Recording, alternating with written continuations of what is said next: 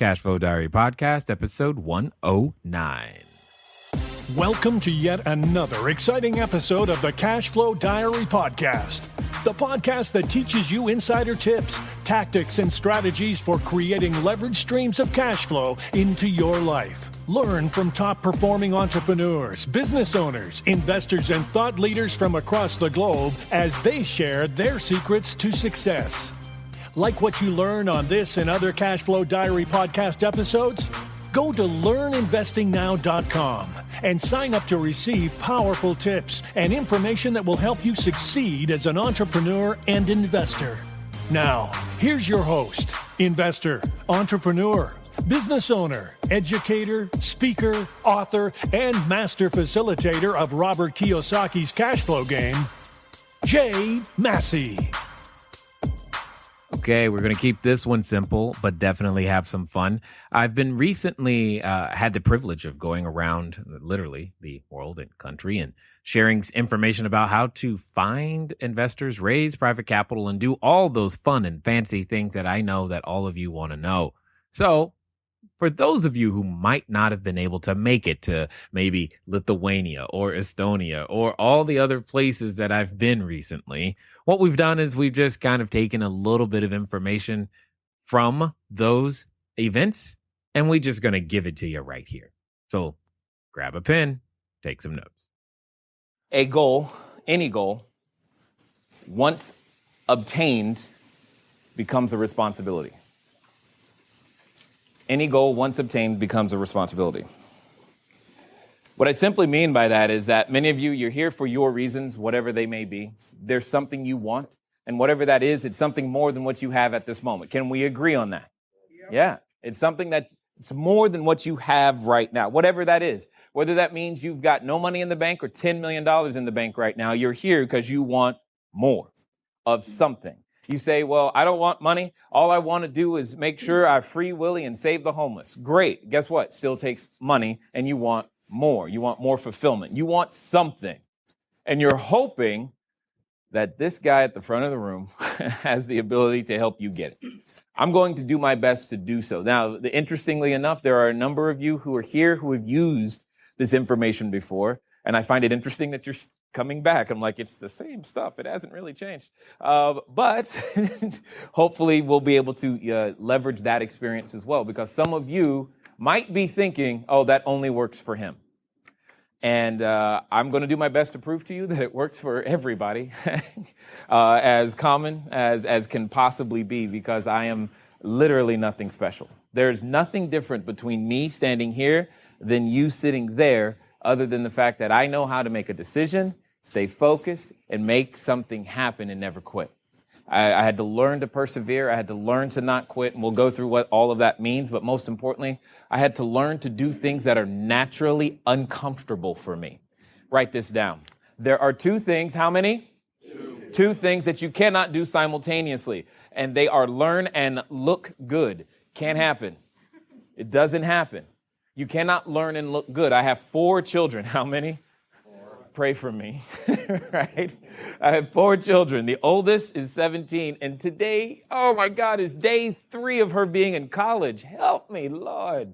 I'm having a hard time with it. She's only 34 miles away. Notice I know the exact length of miles in Pomona, and I'm just like freaking out, like she's gonna, I don't know, explode or something. But here's my point. When she was little, and I have a 6-year-old, a 5-year-old, and a 3-year-old, when they were learning to walk, how many of us have seen a kid learn to walk? Does that look good? No, not at all. Does the kid care? No, not at all. And when they fall, do they get back up? Yes, absolutely. What happens if they don't get back up? What happens if you're a parent and your child says, you know what, I fell, that hurt, I'm just not going to walk all my life? Does that even sound right? So, my intent today is to help you realize that your dreams are still alive. It's time to get back up and walk. All right? You may have put them to the shelf, because oftentimes when we're confronted with something that we say we want, the first thing that comes up is, well, I don't have blank, or I am not blank. And the same was very true for me. Now, for those of you who've seen me before, you know I can be very direct. I am not good at being politically correct. And if that offends you, understand that that's not my problem. My goal is to help you. And if that is what it's going to take to wake you up, I will do it. One of the things, and again, for me, just again, sharing, one of the things that was tough for me a few years ago, and I'll show you a video in a second, was just, I live in Orange County, right? How many of you have noticed that most people in Orange County don't look like me? Right? Figured that out? Therefore, when it goes to, I'm reaching for something, who can I follow? We like to follow people that at least look like us, sound like us, can relate to us a little bit. But there was like no one. And you say, well, what about your family? Well, what about your family? That's my point. So there was no resource there either. And there was so many excuses that are offered to us every day. So many. You may have developed a whole bunch of bad habits and bad patterns, etc., but it's never too late to change that. And my hope today is to insert amongst you some new ideas. Because here's another one, and I want you to write this down too. No one has a money problem. No one. You have an idea problem. Okay? Now, some of you may have chuckled, you may have laughed. You're like, yeah, right, you don't know my situation. I'm going to prove it to you throughout the day that your issue is not the fact that you don't have a lack of money. You have a lack of ideas. And what's going to happen to you today is that I'm going to give you a bunch of ideas that will, for many of you, create new possibilities that you have never seen. You will leave here and go out there. And even that same window, like right now, it's hard for me to look out this window and not see a whole bunch of opportunity. I kind of like got to shut it off because it's really, really easy for me to see, ooh, there's a problem I can solve. There's a way to make some money. There's a way to help somebody. It's really, really easy to see that. And my intent today is to make that happen. Another thing that we're going to do today is that I promise you I'm not going to do all the talking because that does not work. Doesn't work for me, won't work for you. Because my intent is to help you understand that real estate is a skill set. Raising capital is a skill set. How many of you know how to cook? Raise your hand, raise them high. No, keep your hand up if your friends also think you know how to cook, because those are the real people. Okay, excellent. Now, for those, keep your hand up. Now, for the rest of us, this is whose house we're going over later, okay? But did you learn to cook solely by reading book after book after book? No. You can put your hands down. Thank you. You learned to cook because, maybe you saw the recipe and then you're like, okay, I'll try it their way. And then you're like, I didn't like it their way. Let me change it. And then you change it a little bit and now it's yours. Same here. I'm going to give you a ton of recipes. The recipes work. Some of you aren't going to like the taste. You're going to want to add more salt and that's fine. Some of you, you're like, Tapatio is my thing. Great. Whatever works for you. But I will give you that foundation with which you can use to do whatever you'd like. Does that make sense? Yes or yes? Yes. Okay, good. Please understand this. And don't take this the wrong way when I say it. I'm not here for me. Make sense? I'm not. I am here because I strongly believe that if I help one of you, and I don't know who that one is, right? Make just a 1 degree difference. A few years from now, your life will look different. And hopefully, maybe it's one of you that can cook and you'll invite me over for a barbecue. But just hopefully, you know what I'm saying? That's what matters to me. That's what I care about. I care about the fact that I know and I have an understanding of what's going on out there and what's going on out there. When it comes into our house, it beats us up and it takes men from being men and makes them hide. And it takes women out of their position and makes them want to take control and do things that are totally outside of their best skill sets. And it destroys families in such a way that it makes it hard for us to live day to day. And I don't like it. I can't change everything, but I can hopefully touch one of you. And if I can give you a key that'll unlock a door, maybe you'll smile once more. Make sense? And if if I could just do that's why I'm here. Okay. The money and all that other stuff, great, whatever. Awesome. That's just a means to an end, and we're going to talk about a lot of that in a second. The main thing that gets me excited is what you do with this information. Not that you know this information, because we all have friends that know a lot, but do very little, right? And I'm not that person. Let me tell you who I'm the most concerned about. How many of you would call yourself that A student? Be honest, you might as well. I'm going to call you out later. All right, excellent. Okay, let me rephrase. How many of us have at least one degree and possibly two? Okay, all right, here comes the first possible offending statement. I call those receipts. That's really what they feel like out there in the world. They don't really give you the opportunity to do much. And what I want to do is I want to give you a skill set that is worth more than the receipt you currently have. Does that make sense? Because if I can do that, you really will become different. What does that mean? That means I am what they call street knowledge, period. I don't have no high level. I have college dropout. Okay, I did finish high school. Woohoo! All right. I do have a PhD, public high school diploma. Okay. So I can go that far. But if you want to start talking some well, my economics teacher said, and this, I don't care what your economics teacher said. Because all I want you to do is answer me this question. By a show of hands, how many of us taken a class by the title of economics or something like it? You took at least one of those. Look around, everybody. Look around. See, they all took it. Now keep your hand up if your economics instructor actually owned a business. Oh, sorry. Now look around. Do you see that? See, y'all didn't have their teacher. That teacher probably actually taught them something. And that's what's amazing to me, is that we end up learning things that we think are useful. We get our receipt from people who have no experience in business teaching it, in my opinion, in the first place. And hopefully today is going to be a crash course in a lot of different concepts. Some of them will be higher level. How many of you hate math? Be honest. Okay, how many of you like money? How many of you realize that math and money are the same and suddenly now like math? All right, that's how we go. That's my point, all right? So keep that in mind. All of those things make a difference. And at the end of the day, what I want to do is bridge those gaps that teacher left unsaid so that you can go out there and actually use this stuff in such a way that it makes a difference in your family, not 6 months from now, not 6 years from now. How about 6 days from now? Because at the end of the day, if I teach you a very simple system that allows you to go out there and do that's literally possible. Some of you in this room have experienced that with the information that I've shared before. So all that stuff that you're saying to yourself, well, you don't know what happened to me. You're right, I don't. But that's called so what. So say that with me. So what? The most important question is, now what? Say that with me. Now what?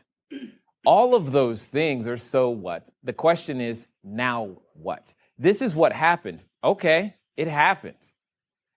The point is you only have now. And many of you know I mean now o'clock. That's the only time you can act. You got today. You got this moment. Hopefully you'll make it count. You have 86,400 seconds every day. Those are investment opportunities. And here's the first lie you've been telling yourself. Many of you have said, I am not an investor. Incorrect. You are. One of the things you invest are seconds.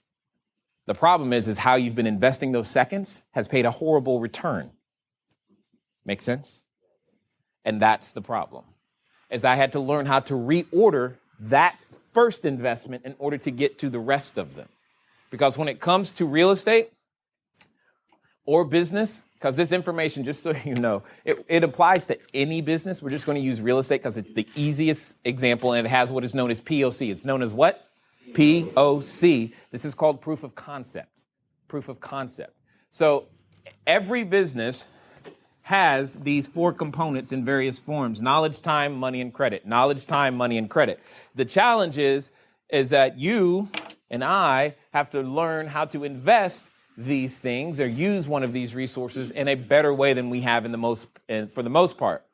Typically, when we're seeking information, it's because we lack the knowledge. We have time. We were hoping to make some money, and our credit is shot. Make sense? So we're like, I don't have anything but time.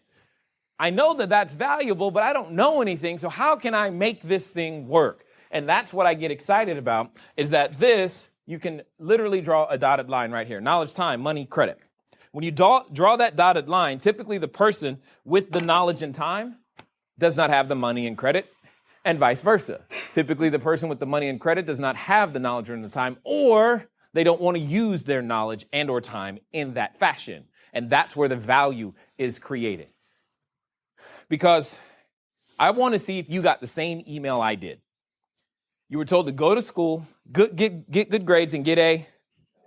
God, everybody got that one. And I find that interesting. And here's the thing. We were trained to respond a certain way to a certain stimulus.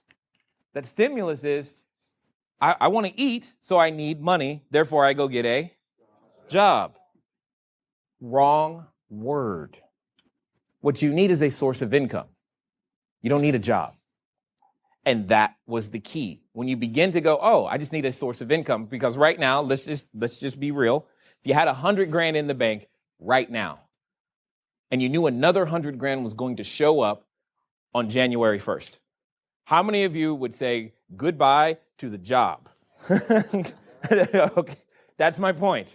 You need a source of income. You don't need a job. What you've been leveraging is time in one way to create value. That's all you've been doing. What we're going to talk about is how to access the resources of others and leverage those resources to create value in other ways. At its simplest form, that's what, quote unquote, raising private capital is. The same skill sets and techniques that we're talking about today are what is necessary in building your team. And when I say team, I'm talking like your emergency team, your rehab team, your management team, acquisition team, all of those things. It's how to gain access to the resources of others. Because there's going to come a time, even if you're the person with money, there's going to come a time when you run out and you're going to need to access someone else's knowledge. You may not need the money, but you need access to someone else's knowledge. You may have the knowledge and the money, but you need access to someone else's time. You may actually want to use that thing called credit, and don't get me started down that thing, because I hate the credit system. I just don't like it, because it only measures a human being's past, never their potential, doesn't give them the opportunity to repent and change, and that's exactly what happens for most of us, is that we make mistakes first. How many of us have figured out that life gives us the test before we get the chance to read the book and you get that? You get the test first. And you're like, oh, I failed. And now it's too late. That's the credit system, and I can't stand it. It just irritates me to no end. See, I told you, don't bring up the word credit, because I end up on this tangent. I'm back. It's like, it irritates me to no end, because it judges your past. If all we did was if you were judged only by your past, how many of you would not show up today? You're just like, dude, I quit. You know, we're looking towards the future. Let's find a system that can help me with that. Anyway, and what I'm going to do is I'm going to teach you what real credit is, by the way. So one of these resources you're going to run out of. Many of them you may be out of. You may only have time. And the secret here is to learn how to use your time to gain access to knowledge. Once you've gained access to knowledge, you can eliminate the need for credit, and you can be taught how to find people with money. In my opinion, knowledge is the one thing you do need. Remember, I said no one has a money problem. You have an idea problem. The capital you need is intellectual capital, and that's what's missing. Intellectual capital gets packaged in many different forms. Sometimes it's a book. Sometimes it's a seminar like this. Sometimes it's a course. Sometimes some of us think, hey, you know what? I'm so hot, I can do it myself. I'll just figure it out. And then you learn by the school of hard knocks, right? Either way it goes, you're going to gain that information. Some ways are cheaper and more efficient, and some are just painful. But either way you go, you're going to get that lesson. I recommend the more efficient, less painful ways, which tend to involve some sort of upfront investment in knowledge and time before you go out there and do some crazy stuff. But, to each their own. And what it comes down to is we don't invest our time properly. And you say, well, Jay, I went to school. That's true. You went to school, but you got the wrong kind of knowledge. See, there's academic knowledge, there's financial knowledge, and you didn't get anything but academic knowledge. And then there's vocational knowledge, how to actually do something.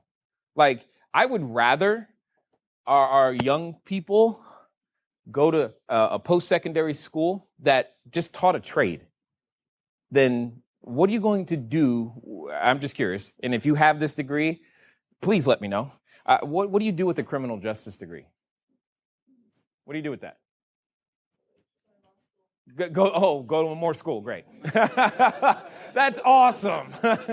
Yay. That didn't help. What do you do with that? How does that provide value? Does that make sense? And that's what I think about is how does what I'm doing, what I'm learning provide value? How does it solve a problem? And if it's not solving a problem, it's probably not knowledge that's about to make you money anytime soon. The only intellectual knowledge or ideas that earns you money or creates value is the ones that solve problems. And that's what we're going to be talking about, is solving the problem. How many of you would say you've said to yourself, if I had more money, I'd have no problems? Be honest. How many of you think people with money have no problems? Be honest, right? You go, they have problems. They're just different problems. Okay? So you go, well, I got a tax problem. So do they. Trust me. I got a tax problem. It's just a different type of tax problem, right? That you're like, well, they're kids. Think about their kids for a second. Is there a problem there? Kids grow up around too much money? No discipline? No folk? Yeah, there's still a problem. Same thing. You're just like, well, I want my kids to go to Disneyland. That's true. But what if your kid got to go to Disneyland anytime they want it and take all their friends and use a jet to do it? That still can be a problem, right? It's still problems. So please disassociate yourself mentally from the fact that if I had money, I would have no problems, or the people with money don't have problems. Therefore, what on earth could I have to offer them? That is a very disempowering, debilitating thought process. That, my friends, is the number one reason, in my opinion, why most people fail to raise capital.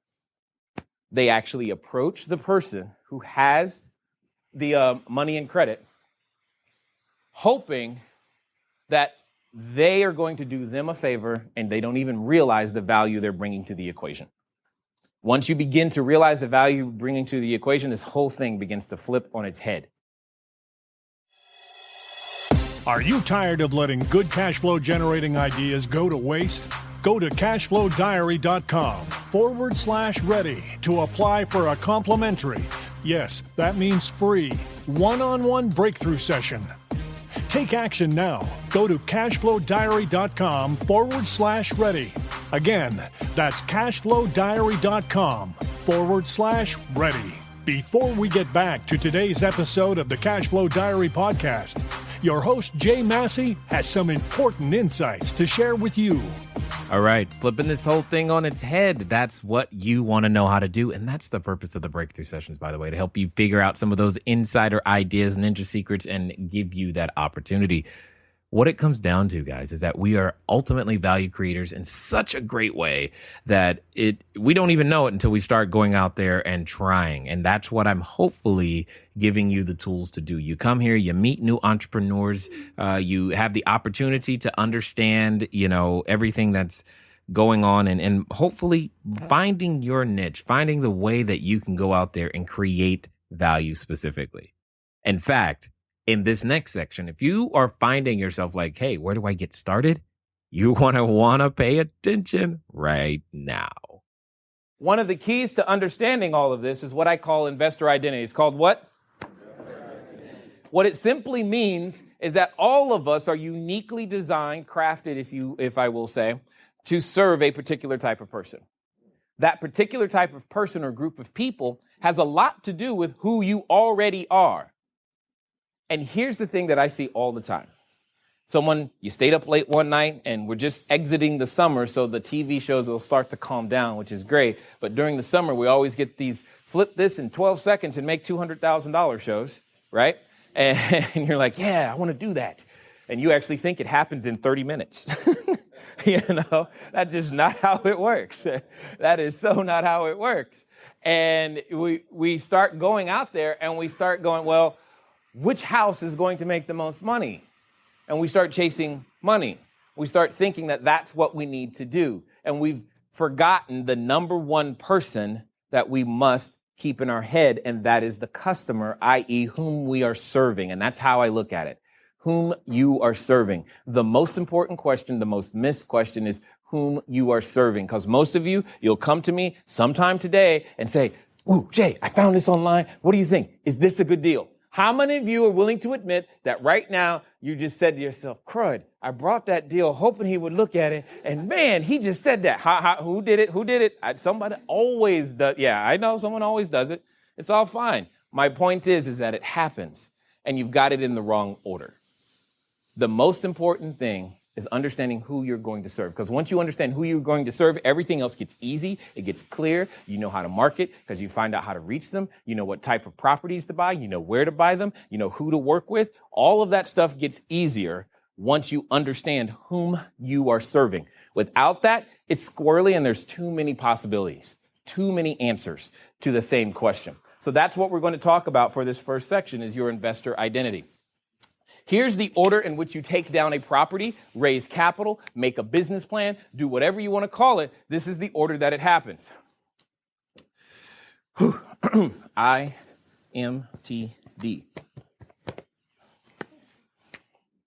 That's the order.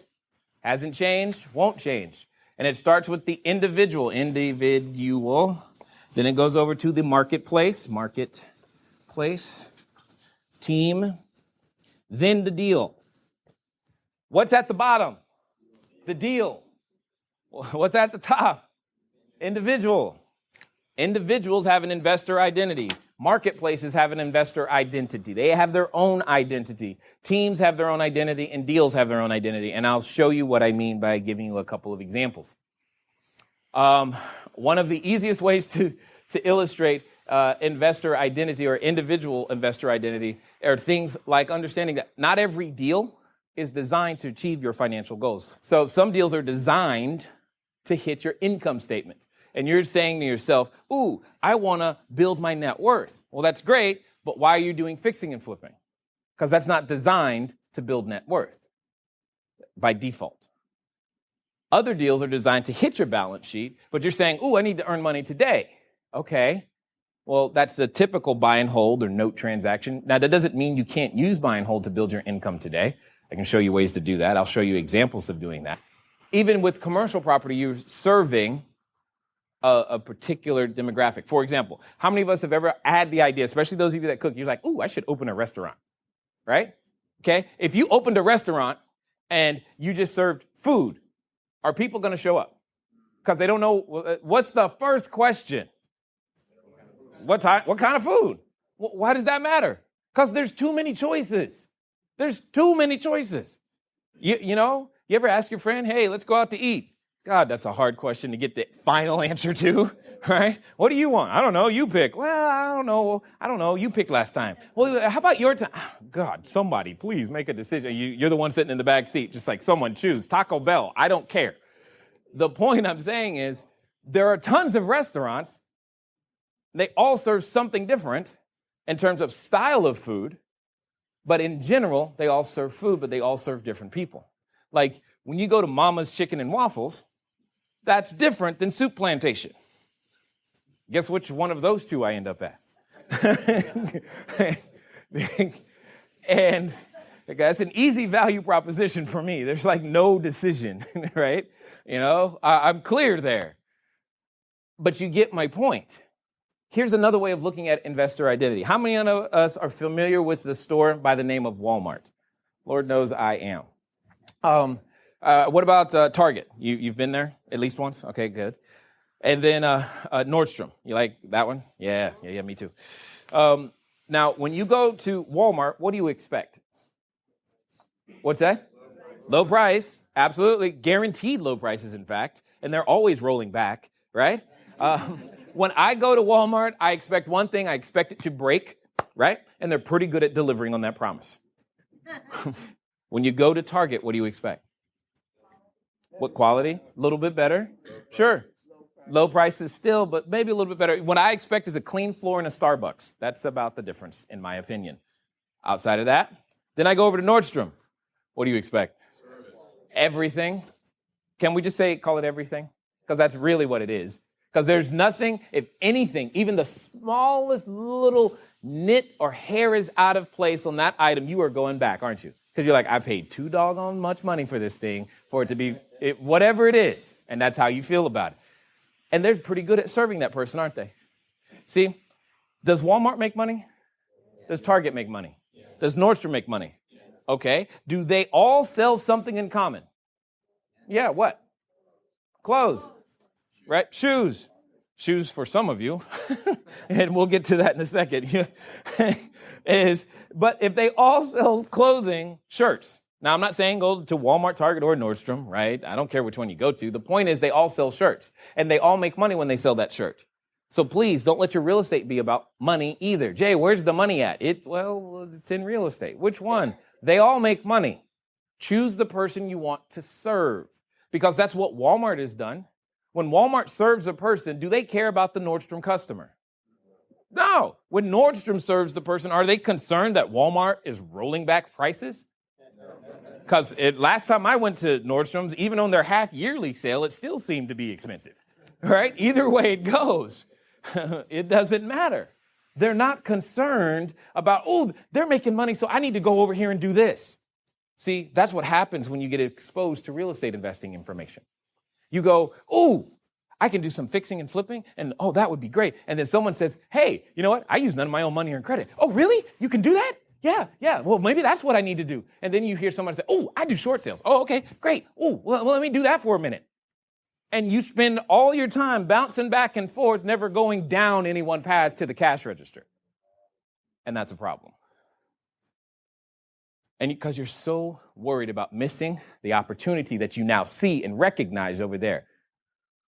I hear you. I understand it. I get it.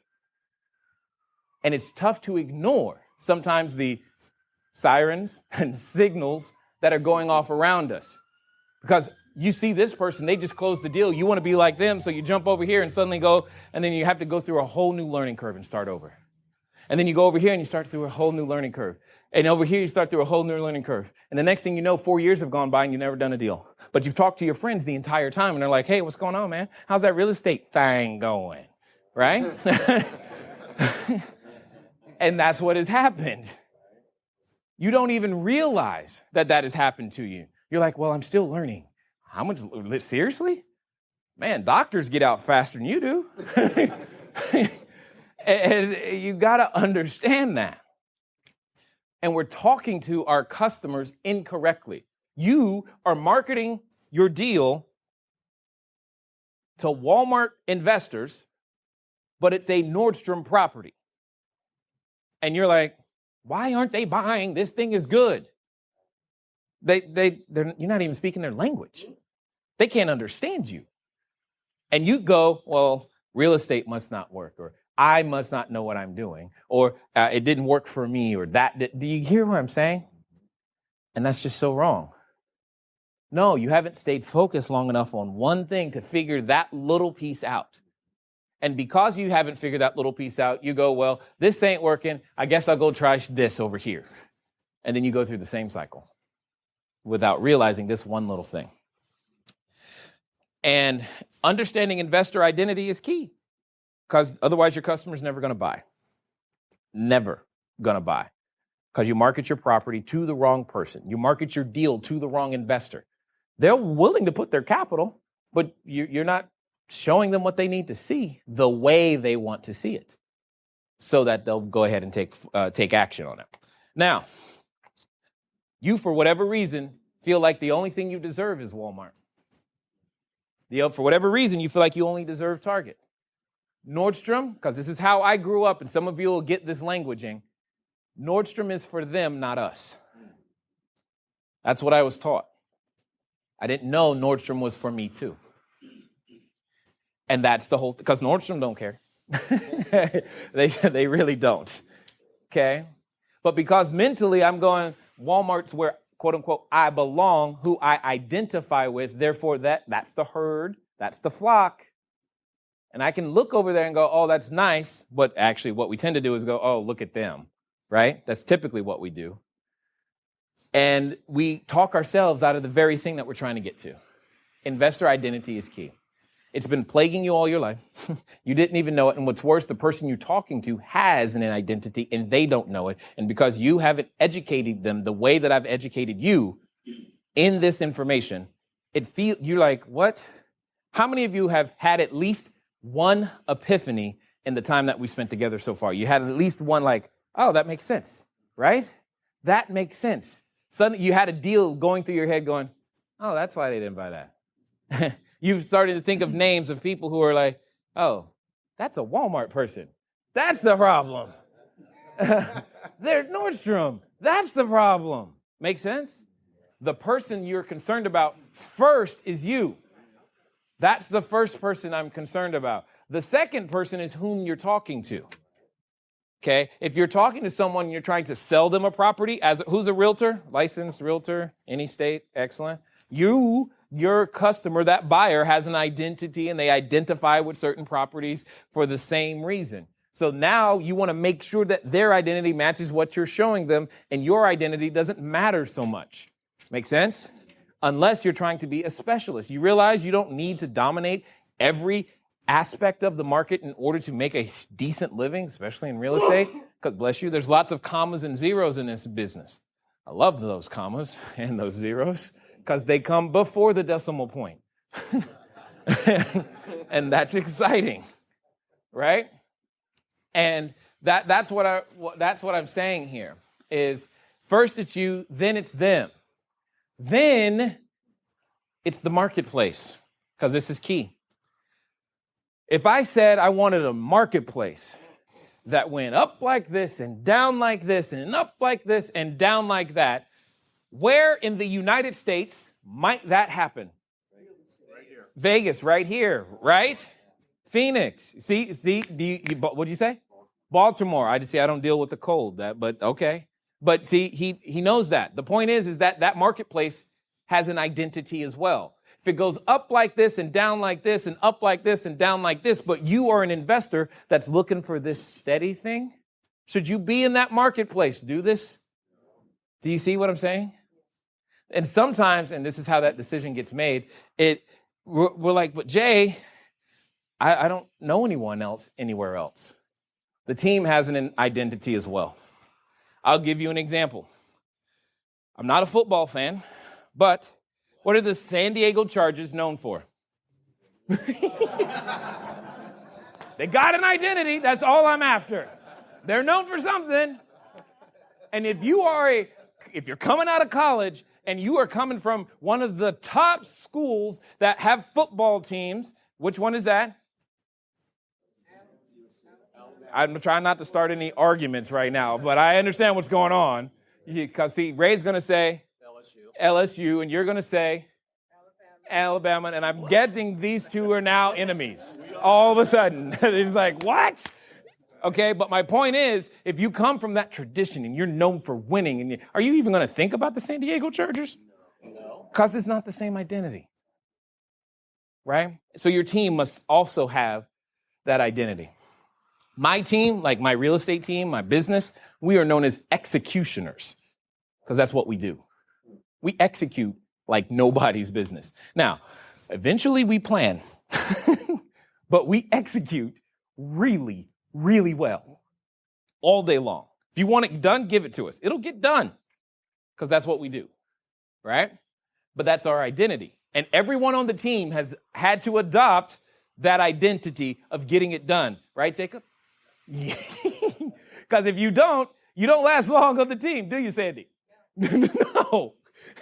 Anyone who's been around long enough and lived in the world of Jay becomes someone who's good at executing. Because that's just what we do. It's how it works. Some of your team, your contractors, they only know how to think in granite. They can't, for mica, those words can't come out their mouth. It's like cursing. You would use that in a house? Yes, absolutely. Please. They have never said the word discount. They don't know what it's like. You buy stuff from Goodwill to put in, or Habitat for Humanity to put in the house? Uh-huh. And your tenants are okay with that? What kind of tenants are these people? Did they just come out of jail? Maybe. Do you understand what I'm saying? If you have the wrong team, it doesn't matter how great the deal is or everything else. It falls apart. There are some teams that are great at cash flow. There are some teams that are great at fixing and flipping. And there are some teams that they just can't mix it. There are some that are really cut for commercial. There are some that are cut for apartment buildings, and there are some that are cut for apartment buildings that are used with public funds. When you start using grants and other things, they come with extra restrictions. And there are some teams that don't even know how to deal with that, right, Omar? Yeah, they can't think that way. But my point to you is the team has its own identity. Then and only then does the deal matter. And the key thing is to understand and make everything match. Because oftentimes you could be that Walmart investor working in a Walmart neighborhood, working with the team that understands the Walmart customer on a Walmart deal, but you've gotten the capital from a Target or Nordstrom investor who has a completely different expectation. And then all of a sudden, something falls apart. And they get freaked out. Because see, as I said earlier, each store has its own problems, right? I know I've invested a ton of time here, but this is where the deal is made and or lost from the beginning. Everything else flows from this. Nothing else matters if you fail here. Work here until you get and understand your own investor identity, the marketplace, the team, the deal, and most importantly, whom you are talking to. When you go to Walmart, Target, and Nordstrom, you know what you're going to get. They deliver on that promise. Here's the challenge. When you go to a customer or a potential investor or a potential seller, they don't know what they're going to get from you. That's why you're having such a hard time getting this business off the ground.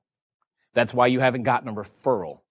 That's why it feels like you got to spend so much doggone money on marketing just to get started. When I go to put a deal together, I make sure that everybody matches up. All my vendors and contractors, they have that, they understand it all the way through. If they don't understand it, even if their price is low, that's the reason they got to go, because they don't get this. If they don't get our customer, they don't get the business because they don't understand. And you've got to learn to vet and understand that too. I want you to be able to practice something that's very, very simple. I want you to learn how to get the conversation started. And there's two ways to get that conversation started. Either A, someone's going to ask you, hey, what do you do? Or B, you're going to ask them. So you're going to be asking, or you're going to get the opportunity to go first. And you're going to follow a very simple formula. Very simple formula. It is action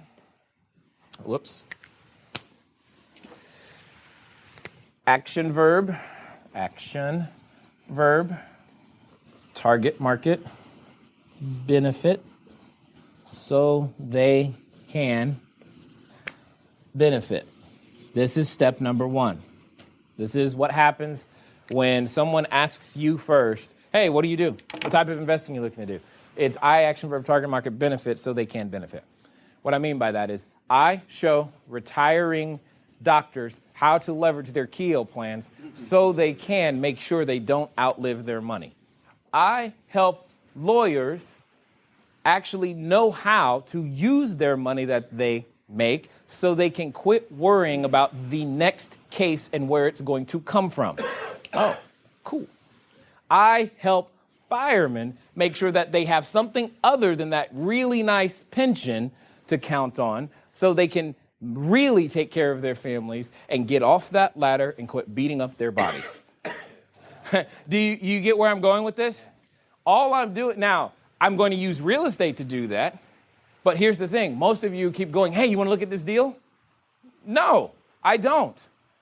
But I do have a problem. And if you tell me that you understand how to help me with my problem, I will listen. And if that means real estate is how we're going to solve my problem, sure, sounds great. Could you imagine if doctors went around and said, hey, would you like a surgery? No.